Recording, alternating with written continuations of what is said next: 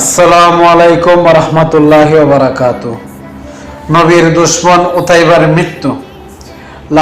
লাহাবের স্ত্রী উম্মে জামিল, লাহাবের পুত্র উতাইবা সবাই ছিল নবীজির দুশমন।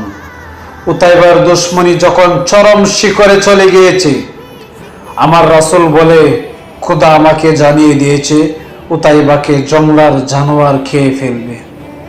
সেই কথা শুনে আবু লাহাবের ঘুম নেই। যখন তার ছেলেকে নিয়ে বাণিজ্য করতে যাবে, উতাইবার কাফেলার লোকজনদেরকে বললেন, মুহাম্মদ আমার ছেলের সম্পর্কে একথা বলে দিয়েছেন, সেটাই সঠিক হবে। সবাইকে পাহারা দেওয়ার জন্য বললেন, কারণ সে বুড়ো হয়ে গেছে। আবু লাহাবের কথা মতো সবাই সর্বোচ্চ নিরাপত্তা দিয়ে, অর্থাৎ মালামাল সবগুলো একত্র করে তার ছেলেকে ডেকে নিয়ে রাতে ঘুমাতে দিল। একটা জিনিস দেখবেন, আবু লাহাবও জানে নবী মুহাম্মদ সত্য, কিন্তু মানে না। যাই হোক, রাত যখন গভীর হলো, সবাই ঘুমে বিভোর।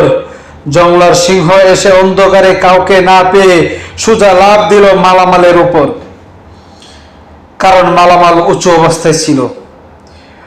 লাফ দেওয়া মাত্রই উপরের মালামাল সরে গিয়ে উতাইবার গন্ধ পেয়ে গেল সিংহ।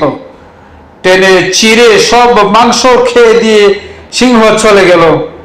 আর সিংহ ভাবল, আমার রাসূলের দুশমনকে হত্যা করেছি, আমি কৃতজ্ঞ। কারণ আমার রাসূল শুধু আমার নবী নন, জীব জানোয়ার সবার জন্য উনি রহমত।